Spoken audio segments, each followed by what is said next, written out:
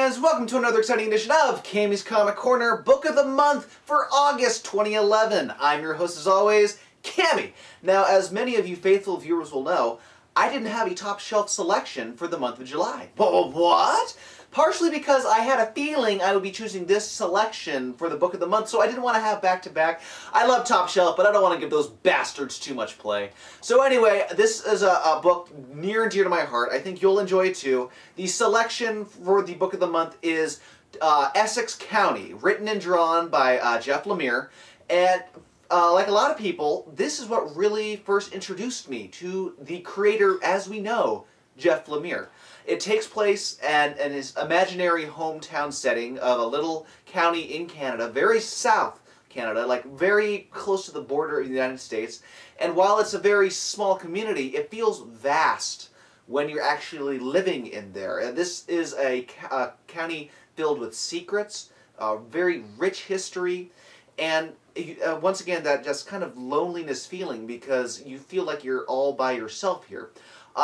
This collection, this trilogy, collects 3 trade paperbacks that came out and then 2 unreleased stories.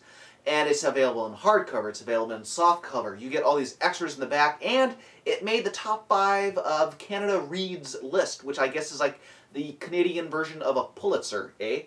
But basically, in the first trade, which is called Tales from the Farm, we have this young this young boy named Lester, who's all about superheroes and has a great imagination. He's living with his Uncle Ken because, unfortunately, his mother passed away. His uncle doesn't know how to raise this kid.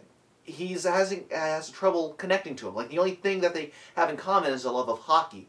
Well, while he's out playing, imaginary superhero or creating his own comic books, he befriends this local named Lester LeBeau, and Lester LeBeau, he kind of works at this gas station. His own family has a rich history here, and again, at the end, everything comes together. All these people are connected in some way, whether it's their family history, whether it's like one-on-one, and that's half the fun right there, is discovering the connections and keeping a very close eye on who might be related to whom. But that's the first volume. It's very fun, gives you a nice introduction of what this county's like.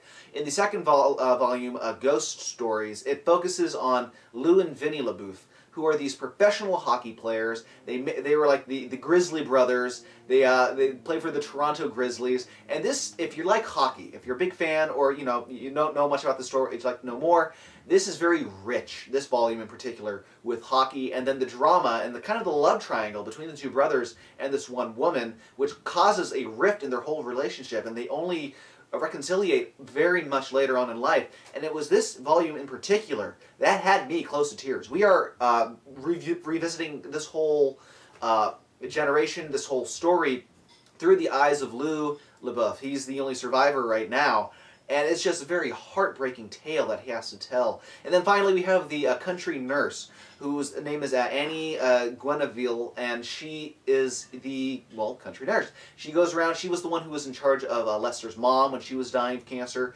She was the one taking care of Lou for a while. And then her own grandmother was very vital in making sure this the current population came to be in 1917. A very long and treacherous journey these people have to go through just to get to this small patch of land. But it is, again, rich with history, little side stories.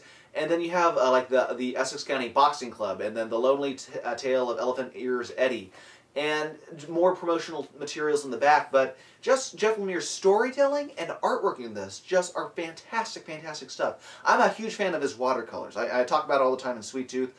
His very kind of looser, yet more distinct style is really what helps push him to the forefront and make it such an enjoyable read. This is the type of volume and story that you can hand off to anybody. This is up there with Persepolis, with Mouse. I know those are really big titles, but I think that is a very fine fitting. And if you are a fan of graphic novel and storytelling, and good story in particular, pick this up. It's available, like I said before, in hardcover, softcover, trade paperbacks galore. You have the resources out there to help you connect with this volume. As you can see, it is right here on my bookshelf. I love it so much. And then this is the same Jeff Lemire who's right now like hotshot writer at DC with Animal Man coming up, with Frankenstein, Agent of Shade, and then right now Sweet Tooth that I'm loving, and you've seen the weekly reviews over at Vertigo. So, hands down, my book of the month / top shelf selection for July, but book of the month for August. For more top shelf comics, you can check out topshelfcomics.com. And then if you want more Keam's Comic Corner weekly reviews, or Book of the Month reviews, or Top Shelf reviews, or Geeky Talkie the audio format reviews, check out www.camyscomiccorner.com. And then follow me on Twitter at CamComicCorner for more great stuff. So that does it for the Book of the Month. Go read the written review online. There's much more that I expand to that I didn't get a chance to talk about here. This has been Cammy. I've been your host. See ya in August, September. I know how to count.